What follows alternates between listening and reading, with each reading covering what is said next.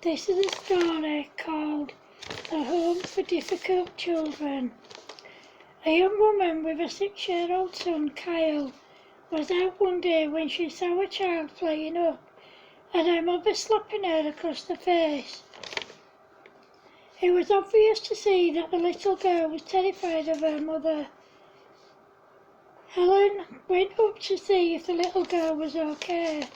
Her mother was in tears and she said, "I didn't mean to hit her. She's so naughty and I just can't cope with her."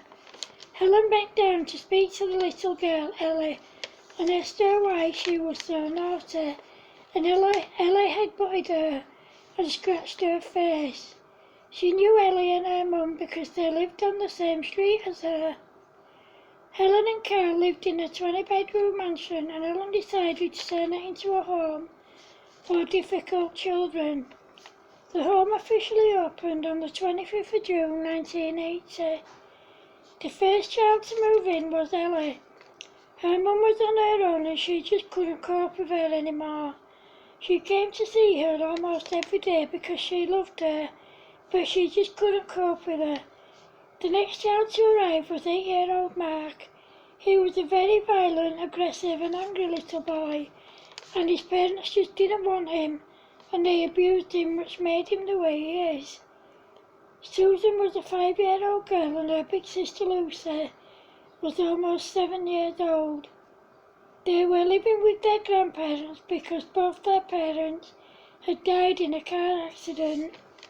Both girls had anger and behavioural problems, and their grandparents just couldn't cope with them.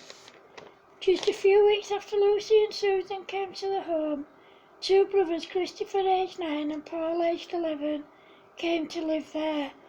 These two boys were the ones with the most severe behavioural difficulties. Paul also had quite bad learning difficulties. The boys would smash things up and lash out at the nearest person to them. No one knew why, because the boys wouldn't tell anyone. However, about 3 months after the boys came to the home, they finally opened up to a member of staff. It turned out that the boys had been staying with their Uncle Gary, and when they were out playing one day, and they saw a man following them. Then they suddenly heard screaming, and the man had grabbed a little girl and put her in his car. The boys tried to stop him, but he was too big and fast. Sometime later, the little girl was reported missing. The boys didn't say anything because they were too scared, and they thought they'd get into trouble. They agreed to talk to the police, and when the police showed them pictures of men, they recognised the kidnapper straight away. The police went to the man's house and found the little girl and several other kids who had gone missing recently. There was 5 kids in total.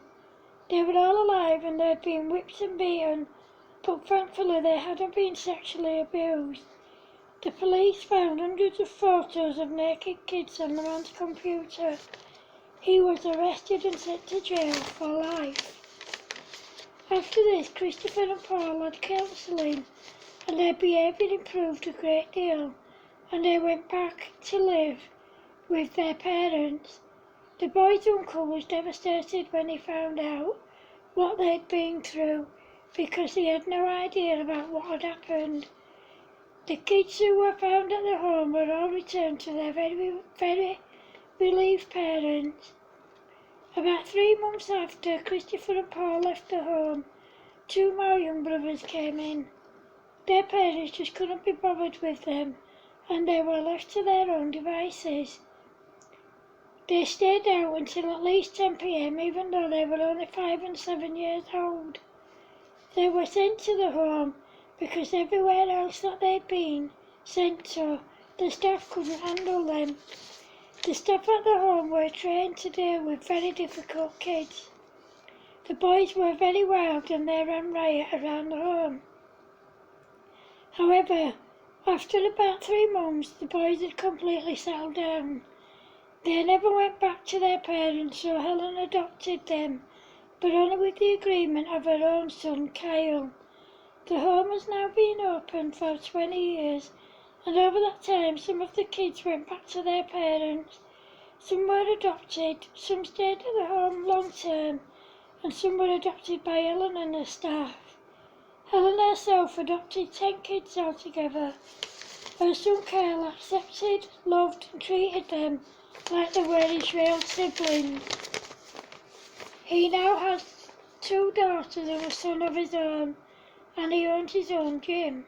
Christopher is now a doctor and Paul works at the home.